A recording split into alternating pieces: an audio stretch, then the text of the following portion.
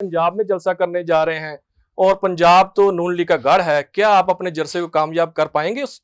देखिए जी, नून लीग का गढ़ तो कोई नहीं है, नून लीग का कब्रिस्तान बन चुका है। आपने देखा है कि पीपल्स पार्टी भी अब शेल्टर ढूंढ रही है और उसके नीचे छुपती फिर रही है और इससे जान छुड़ा रही है। जी। अब मौलाना साहब ने तो सारा कट्ठे पट्टे खोल के रख दिए। भुट्टो खून की कितनी तासीर है और भुट्टो दूध में कितना असर है वो तो अब पता चलेगा। मियां साहब के बारे में मैं यही बात करूंगा कि वो आए, अब बाहर से अब कबूतर ही उड़ाए। उनको उनके भाई ने कबूतर उड़ाने के लिए छोड़ दिया। अब वो देख लें, कल आए और यहाँ से नाराज होकर चले गए। बात यह, नून लीग जो है वो तो एक विरासती पार्टी है। मरियम साहिबा ने कौन सी दुनिया देखी हुई है? मरियम साहिबा ने कौन सा कोई स्ट्रगल करके यहाँ तक पहुंची हैं? ये लोग तो बस रास्ते मिली हुई हैं, उसको लेकर चल रहे हैं। ये तो इनको तो इस चीज़ से कोई गर्ज नहीं। इनकी पार्टी में भी वही लोग सुरखरू हो रहे हैं, आगे बढ़ रहे हैं जो इनके ज़्यादा मालची पालची हैं, जिस तरह ये किसी और के मालची पालची हैं। क्योंकि मैं तो उसे बिल नहीं कहता हूँ ना, जैसे ईफा कहता हूँ, क्योंकि अगर लॉ मिनिस्टर कहता है मुझे पता नहीं है, अगर आपका डिप्टी प्राइम मिनिस्टर कहता है वो फाइनेंस मिनिस्टर मुझे पता नहीं है, तो भाई किसको पता है कहाँ से आया है? इजलास बुला के अपने काम नंबर गेम्स पूरी कर लेंगे और वो हो जाएगा। ऐसे नहीं हुआ। कहते हैं man proposes and God disposes. कहते थे ना एक दूसरे को, हम उसको घसीटेंगे, हम उसको घसीटेंगे। इनको अवाम ने सड़कों पे घसीटा हुआ। सो ये तो इस काबिल नहीं है कि ये अवाम का सामना कर सके। इसको मेरे खिलाफ जिता दिया, उसको उसके अपने घर वाले नहीं मानते, ड्राइवरों को भी पता है, उसके मुलाजमों को भी पता आ रहा हुआ है। झूठे हलफ उठाए हुए, झूठे कुरान उठाए हुए, जहाँ जाते हैं वहां से भाग जाते हैं। 2 मिनट में खड़े नहीं होते लोगों के सामने, मीडिया में वो नहीं आते। बुला लें किसी दिन मुकाबले में, उसे आ जाए हलफ दे दे मेरे सामने बैठ के, मैं जीत गया, मैं पूरे फार्म यहाँ आपको दे के जाऊंगा फार्म। अस्सलाम वालेकुम नाजरीन, वाश डिजिटल के साथ रिजवान भट्टू आपकी खिदमत में हाजिर हैं। नाजरीन, आज हम मौजूदा सियासत में बात करेंगे। पीटीआई जो है लाहौर में जलसा करने जा रही है। इसके अलावा लाहौर में भी पीटीआई के अरकान की गिरफ्तारियां जारी हैं। मौलाना फजल रहमान भी अपनी बात पे अटल हैं कि वो बिल हमारे साथ शेयर किए जाए, उसके बाद हम गवर्नमेंट के साथ बात करेंगे।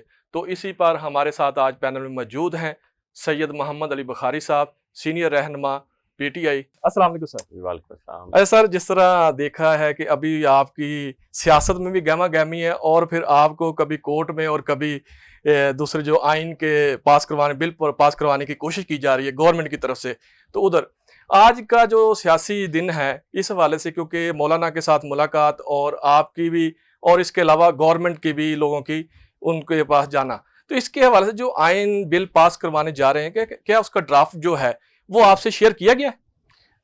बिस्मिल्लाहिर्रहमानिर्रहीम। इय्याका नअब्दु व इय्याका नस्तईन, अल्लाहुम्मा सल्लि अला मुहम्मदिन व आले मोहम्मद।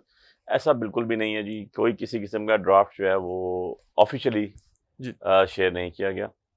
और थैंक्स टू मौलाना साहब जिन्होंने अभी तक इस जो शब खून मारा जा रहा था दस्तूर के ऊपर, पाकिस्तान के जो लोगों के राइट्स, सिविल राइट्स को मनदम किया जा रहा था, जो अदालती स्ट्रक्चर ख़त्म किया जा रहा था, ये अल्हम्दुलिल्लाह रुका।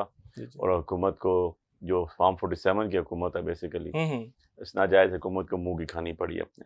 और रात को इजलास बुलाया, जिस तरह इनको 8 फरवरी का अंदाज़ा गलत साबित हुआ और हम अल्हम्दुलिल्लाह बहुत दूर से जीते और 50-50 हज़ार वोट फालतू लेके यहाँ पर बैठे हुए हैं आपके सामने, और ये अवाम के हक पे इन्होंने डाका डाला। इसी तरह ये रातों रात अवाम के हक पे डाका डालना चाहते थे। अवाम के दस्तूर में मैं कहता हूँ अवाम के इमानत के अंदर ख़यानत जो ऑलरेडी करते आ रहे हैं और मुर्तकब होना चाहते थे, जिसको अल्लाह पाक ने रोका। उसमें बहुत बड़ा किरदार मौलाना साहब का भी है।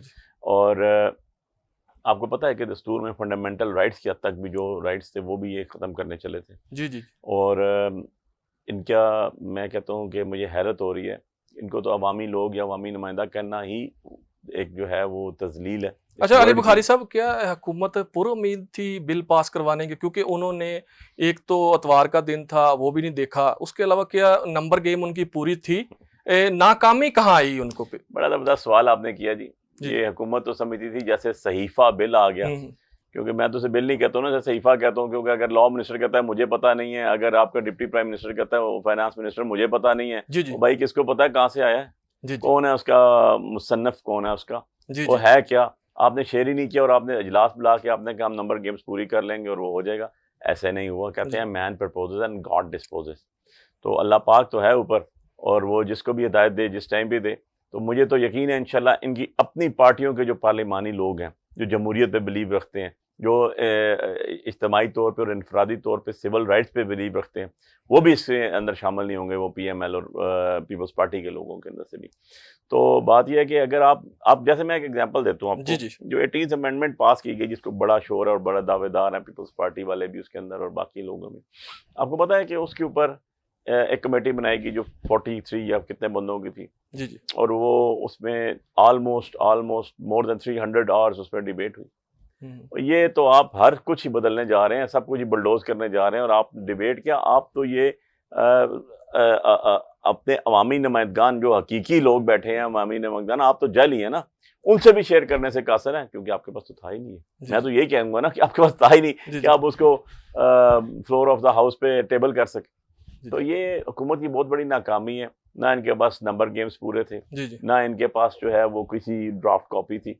पता नहीं ये कैसे मुबल वतन लोग हैं, कैसे पाकिस्तानी हैं, ये मुझे तो यही समझ नहीं आता। अच्छा अली बुखारी साहब, जिस तरह बिल पास करवाने से कबल कुछ अर्सा पहले बहुत से एक ओहदे दिए गए, उनको पार्लियामेंट सेक्रेटरी बना दिया गया, कोई 25-26 लोगों को नवाजा गया, क्योंकि लगता था कि नाराज कारकुन हैं या नाराज जो हैं पार्लियामेंट मेंबरान है, तो उसके बारे में आप क्या कहते हैं? कुछ ऐसा आपके आया देखें जी, मैं इससे पहले? एक चीज़ बताऊँ आपको कि किसी के वालिद की जागीर तो है नहीं ये मुल्क खुदादादे पाकिस्तान आपका है, गरीब अवाम का है। पाकिस्तान में रहने वाले हर शहरी मर्द, औरत, बच्चा, बूढ़ा, मर्द ज़न, उनके ये मलकियत है। ये मुल्क खुदादाद पाकिस्तान जो है, ये अल्लाह और उसके रसूल के नाम पे कायम हुआ है। अब बात यह है कि जो इस तरह बंदर बांट है यार, इस तरह तो चोर और चक्के भी नहीं करते, वो भी कुछ ना कुछ या लिहाज कर जाते हैं। जिस तरह इन्होंने लूट मार मचाई हुई है, कभी ये एसीओ को फॉर्च्यूनर दे रहे हैं, कभी ये डीसीओ को डाले दे रहे हैं, वीवो दे रहे हैं, कभी ये जो है ये पार्लियामेंट्री सेक्रेटरीज बना रहे हैं, कभी उनको जो है राहत दे रहे हैं। ये क्या बनाया हुआ है आप? ये मुल्क कैसे चलेगा यार? खुदा का खौफ करो। कोई लोगों के पास खाने के लिए रोटी नहीं है, पहनने के लिए कपड़ा नहीं है, रहने के लिए घर नहीं है। लोगों के जो है और मसाइल बहुत ज़्यादा हैं। बिजली का बिल लोग देने से कासर हैं, फ़ोन का बिल देने से कासर हैं। आपका मुल्क में क्रिमिनल रेट कितना हो गया, और आप क्या कर रहे हैं? हमारे पे FIR काट रहे हैं। मैं भी आज सुबह बेल करवा के आया हूँ, पता ही नहीं कौन सा FIR में सलमान अकबर राजा साहब की अभी हाई कोर्ट से हम बेल लेकर आए। मतलब कुछ तरीकाकार होता है यार, इस तरह तो नहीं होता ना। अच्छा अली बुखारी साहब, इनको गवर्नमेंट को इतना डर किस बात का है कि जब भी आप जलसा करने जाते हैं, तरनौल में जलसा करने गए तो आपकी गिरफ्तारियां पार्लियामेंट के अंदर हो गई? इसके अलावा अभी आपके सामने बैठे हैं FIR भुगत के और अभी बेल करा के आ रहे हैं। जी, अब गवर्नमेंट को क्या परेशानी? इसके अलावा क्योंकि आप पंजाब में जलसा करने जा रहे हैं और पंजाब तो नून लीग का गढ़ है, क्या आप अपने जलसे को कामयाब कर पाएंगे? देखें जी, नून लीग का गढ़ तो कोई नहीं है, नून लीग का कब्रिस्तान बन चुका है, जहाँ से गवर्नमेंट है ना नून लीग की, आ रहा, जहाँ से मरियम हारी, जहाँ से मियाँ नवाज शरीफ आ रहा, जहाँ से मियाँ शहबाज शरीफ आ रहा, सारे आ रहे हुए हैं भाई। इनका कौन सा गढ़ है? इनके लिए कब्रिस्तान बन चुका है वो। यही तो डर है इनको। अब ये है कि ये डिक्टेटर्स की हुकूमत है ना, बेसिकली तो ये डिक्टेटर है। ये हारे हुए लोग हैं, इनको अवाम ने रिजेक्ट किया हुआ है। इनको अवाम ने जो है वो बुरी तरह इनको जो है वो कहते थे ना एक दूसरे को, हम उसको घसीटेंगे, हम उसको घसीटेंगे, इनको अवाम ने सड़कों पे घसीटा हुआ। सो ये तो इस काबिल नहीं है कि ये अवाम का सामना कर सके। अब बात यह है कि हम जब जलसा करने जाते हैं तो इनको उसके ऊपर कानून साजी करनी पड़ जाती है। कि एक्ट बनाने पड़ जाते हैं जलसा के ऊपर। ये तो इनकी सूरत हाल है, इतने खौफजदा हैं। देखें, कहते होते हैं ना, हम सुनते होते थे कि चोर के पाँव नहीं होते। आपको नजर आ रहा होगा कि चोर के पाँव भी नहीं होते और हाथ भी नहीं होते। ठीक है, इसलिए वो एक पपड़ की तरह बैठे हुए हैं, अपनी गवर्नमेंट एंजॉय करने की कोशिश कर रहे हैं, लेकिन उनको ये पता नहीं है कि यही तख्त जो है ना, ये तख्ता बनते हुए टाइम नहीं लगता, बहुत थोड़ा टाइम और बहुत थोड़ा मार्जिन होता है तख्त और तख्ते में। ठीक है, बड़े बड़े लोग आए और चले गए यहाँ से। अच्छा, ऑपोजिशन का जो बयानिया है इस हवाले बिल के हवाले से, क्या कहते हैं? यकिया है? बिल्कुल यकजा है। क्या मौलाना फजल रहमान के साथ, क्योंकि आपकी मीटिंग जारी है, तो उनका भी एक ही है कि हमें ड्राफ्ट जो है वो दिखाया जाए। अभी तो उन्होंने कहा कि ये हमें जो उनको शेयर किया गया है उस पर तो उन्होंने इनकार कर दिया, और अभी हालिया आपकी भी जो है लीडरशिप वहाँ पहुंची, उन्होंने वाज़ेह जो है मैसेज दिया कि हम अगर कोई हमें चीज़ आती तो हम मिल के इस पर फैसला करेंगे। इसके बारे में क्या कहते हैं? देखिए भट्टू साहब, बात यह है कि जो अवाम की पार्टी है ना, जिसने अवाम के पास जाना है, जो मासेस की पार्टी है, जो पॉलिटिकली हकीकत में डेमोक्रेटिक पार्टी है, वो कोई पार्टी भी इसके अंदर शामिल नहीं होगी। आप ये मेरा वक्त याद रख दीजिएगा। आपने देखा है कि पीपल्स पार्टी भी अब शेल्टर ढूंढ रही है और उसके नीचे छुपती फिर रही है और इससे जान छुड़ा रही है। अब मौलाना साहब ने तो सारा कट्ठे पट्टे खोल के रख दिए कि किसने क्या कहा, किसने क्या कहा, कौन सी तरमीम है, कौन से ऑर्डिनेंस से क्या चीज़ आई। उन्होंने ही कहा कि उसको ओपन करें तो पता चले। आपने देखा कि ANP भी इससे भाग चुकी है, इससे जी। पीछे हट चुकी है। तो अब रह गई तनहा तनहा नून लीग और कहीं हद तक पीपल्स पार्टी, क्योंकि बेनिफिशियरी ये हैं, फॉर्म 47 की पैदावार ही हैं। जी। तो आप देखेंगे इंशाल्लाह इनके अंदर से भी जो पार्लियामानी लोग हैं वो भागेंगे। अच्छा, इनको तो अपोजिशन के बंदे उठाने पड़ रहे हैं ना अभी। तो 4 उठा लिए, कोई इसको उठा लिया, कोई इसको उठा लिया, कोई इसको। अब इसके अंदर प्रॉब्लम ये आएगी, जो इनके अपने लोग हैं वो भी इस पे वोट नहीं देंगे, क्योंकि जो इस पे वोट देगा वो इस खून ना हक में अपने हाथ रंगेगा। अली बुखारी साहब, क्या आप समझते नहीं कि पीपल पार्टी भी यू टर्न मारने में देर नहीं करेगी? अगर कोई उसे कोई ऑप्शन नजर आई तो वो यू टर्न ले लेगी। मैं ये समझता हूँ कि पीपल्स पार्टी तो करती है पावर पॉलिटिक्स। जी। पीपल्स पार्टी जो है वो जब देखती है कि मामलात खतरे में है तो वो आपको देखा है एकदम समर शॉट कर जाती है। जी बिल्कुल। और यहाँ पर भी देख लीजिएगा, क्योंकि वो बहुत बड़े दावेदार हैं कॉन्स्टिट्यूशन के। जी। तो मैं तो ये देखूंगा कि उनमें अब पता चलेगा कि भुट्टो खून की कितनी तासीर है और भुट्टो दूध में कितना असर है, वो तो अब पता चलेगा। टाइम तो अब आया, कितना गवर्नमेंट का साथ देंगे, कितना गवर्नमेंट का साथ देंगे, वक्त तो अब आया कि अपने आप को प्रूव करें। तो ये तो वो बताएंगे कि खून में कितना असर है, दूध में कितनी। अच्छा, जो नून लीग के जो है अरकान असम्बली, उनका भी कुछ यही ख्याल है कि इस बिल को इतनी जल्दी पास करवाना कोई अच्छी नहीं, क्योंकि उनके कुछ ऐसे लोग हैं जिन्होंने उनको सलाह दी है। इसके बारे में क्या कहते हैं? देखिए, मैंने तो आपको साफ कहा कि नून लीग और पीपल्स पार्टी के बहुत से लोग बीच में से हट जाएंगे इसके अंदर। इस खून ना हक में कोई बंदा भी जानते बूझते बाशऊर आदमी, जीरक आदमी कभी भी अपने हाथ नहीं रंगेगा। और आप देख लीजिएगा कि जो ये नून लीग वाले पे, असल में नून लीग कोई पॉलिटिकल पार्टी तो नहीं है ना यार। बात यह नून लीग जो है वो तो एक विरासती पार्टी है। मरियम साहिबा ने कौन सी दुनिया देखी हुई है? मरियम साहिबा ने कौन सा कोई स्ट्रगल करके यहाँ तक पहुंची है? ये लोग तो बस रास्ते मिली हुई हैं, उसको लेकर चल रहे हैं ये। तो इनको तो इस चीज़ से कोई गर्ज नहीं।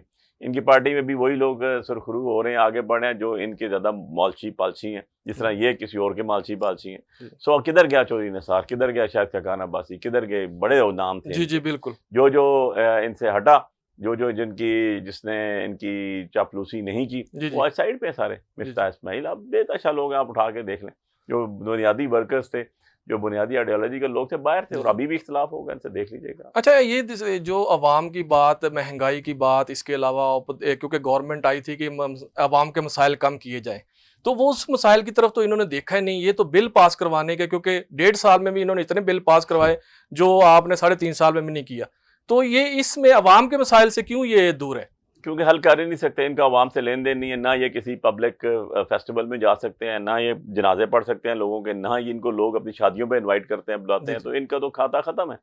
ये तो they are the gone case now. ये तो अपनी बस चला रहे हैं हुकूमत, किसके सर पे चला रहे हैं, कैसे चला रहे हैं, इनको तो ये नहीं पता चला इनके साथ हो क्या गया। ये अपने 4 केस बचाते बचाते अपनी सारी जिंदगी की लेगेसी खत्म करके चलेगी। मेरा बिल्कुल क्लियर व्यू है इसके ऊपर। ये बाहर जाएं, इनको लोग इनकी शक्ल देखना पसंद नहीं करते। अच्छा, क्या आप समझते नहीं थे कि नून लीग को जो हुकूमत है PTI को देनी चाहिए थी और अपोजिशन में बैठती, वहाँ अपोजिशन करती, क्योंकि इनके तो नंबर गेम पूरा ही नहीं था। ये तो एक नंबर गेम पूरे नहीं थे। उसके बाद इन्होंने शब खून मारा, जैसे आपने देखा कि इस्लामाबाद की हम सीटें जीत के बैठे। जी बिल्कुल।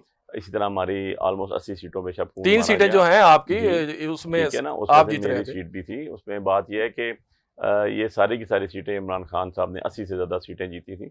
अगर इनमें अकल होती, शऊर होती, इनमें कुछ लोग हैं जिन्होंने ना की, जैसे ख्वाजा वो हैं साद रफीक साहब, ठीक है, जैसे जवेद लतीफ़ वगैरह हैं। इन लोगों ने, पॉलिटिकल लोग हैं। इवन राना सनाउल्लाह ने भी हार मानी अपनी, ठीक है, उसने भी हार मानी। तो बात यह है कि नवाज शरीफ जैसे बंदे को जिता दिया गया, जहाँ पर टोटल वोट है 3 लाख बोल 4 लाख कर दी। यार ऐसे थोड़ा ही होता है। कोई मतलब कौन सी दुनिया में रह रहे हो? इनको कौन मानता है? इनको यकीन जाने, ये जो जीत गए, जिसको मेरे खिलाफ जिता दिया, उसको उसके अपने घर वाले नहीं मानते, ड्राइवरों को भी पता है, उसके मुलाजमों को भी पता, हारा हुआ है, झूठे हलफ उठाए हुए, झूठे कुरान उठाए हुए, जहाँ जाते हैं वहां से भाग जाते हैं। 2 मिनट में खड़े नहीं होते लोगों के सामने, मीडिया में वो नहीं आते। बुला लें किसी दिन मुकाबले में, सके आ जाए, हलफ दे दे मेरे सामने बैठ के, मैं जीत गया, मैं पूरे फार्म यहाँ आपको दे के जाऊंगा फार्म। अच्छा, 47 और 45 फार्म की बात कीजिए तो वो उसका क्या स्टेटस है अभी? देखें, ये सारी जंग फार्म 45 और 47 के लिए हो रही है, क्योंकि इनको पता है कि फॉर्म 45, 47 अब ज्यादा देर बच नहीं सकती। अगर 3 सीटें यहाँ से निकल जाती तो फिर तो बिल्कुल गवर्नमेंट का तो हाल पता है कि ये महीने 2 महीने में फॉर्म 45, 47 अगर यही अदालतें रही, इसी तरह निजाम चला, तो ये फारग हो जाएंगे।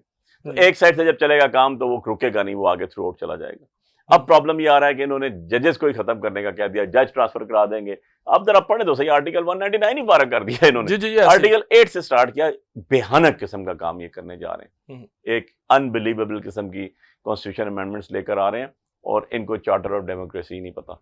ये जो कहते हैं ना हमने चार्टर ऑफ डेमोक्रेसी पे साइन किए थे और दावेदार हैं, इन्होंने वो पढ़ा ही नहीं है। इनके जो मंदोबीन बैठते हैं इनको पता ही नहीं है कि उसमें हमारे राइट्स क्या हैं और इदारों के राइट्स हमने उसमें क्या करने।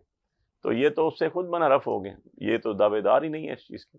सो अब बात ये इंशाल्लाह ये अवाम का मैंडेट है, चोरी का माल छुपता नहीं है, जो खाता है उसके पेट में दर्द जरूर पड़ता है। अच्छा, मियां नवाज शरीफ साहब चाहते थे कि हम अपोजिशन में बैठें, क्योंकि उसमें वो कहते थे कि हमारी अक्सरियत नहीं है, हम अपोजिशन में बैठे, क्योंकि उन्हें बहुत ज़्यादा नुकसान हुआ।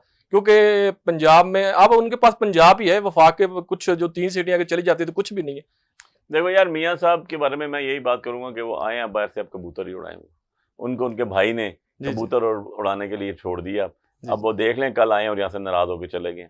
उन्होंने उनको बुलाया कि हमारी इन्फॉर्मेशन के मुताबिक बुलाया कि आए, हर चीज़ सेटल है, 1 2 3 हो रहा है। जब वो यहाँ आए तो उन्होंने इजलास में बैठा दिया कि आप राज़ी करें, तो वो इनसे नाराज़ होकर चले गए वापस।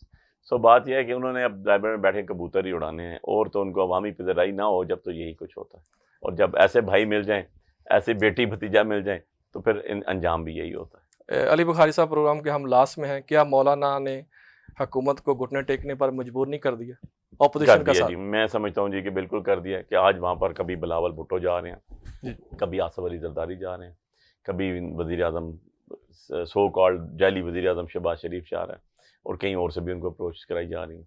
सो बात यह है कि मैंने आपको एक बात कही थी प्रोग्राम के शुरू होते हुए कि जो अवामी लोग हैं, जिन्होंने अवाम के अंदर जाना है, जो पॉलिटिकल प्रोसेस पे बिलीव करते हैं, वो कभी भी ऐसे नहीं हो सकता कि वो इसको मान लें। आप इसको एक दफ़ा पढ़ लें, मैं आपको ड्राफ्ट दे जाऊँगा जो उन्होंने दिया, उसकी उर्दू ट्रांसलेशन भी आपको दे जाऊँगा। आप एक दफ़ा पढ़ेंगे तो आप अपना सर पकड़ के बैठ जाएंगे कि इतना ज़्यादा पाकिस्तान की अवाम के साथ जुल्म, और ये जो दावेदार हैं, ये अगर खुदा न खास्ता हो जाता है तो आपका मुल्क बहुत ज़्यादा प्रॉब्लम्स में चला जाएगा। अच्छा अली बुखारी साहब, क्या हुकूमत नंबर गेम पूरी कर पाएगी? क्योंकि नेक्स्ट सेशन बुलाना है उन्होंने, लास्ट में शॉर्ट लिस्ट वाला, इसके बारे में कहिए। देखें, अगर पूरा कर सकते थे उन्होंने रातों रात करने की कोशिश कर दी। उस टाइम तो किसी को पता ही नहीं था। अब तो हर चीज़ खुल के सामने आ चुकी है।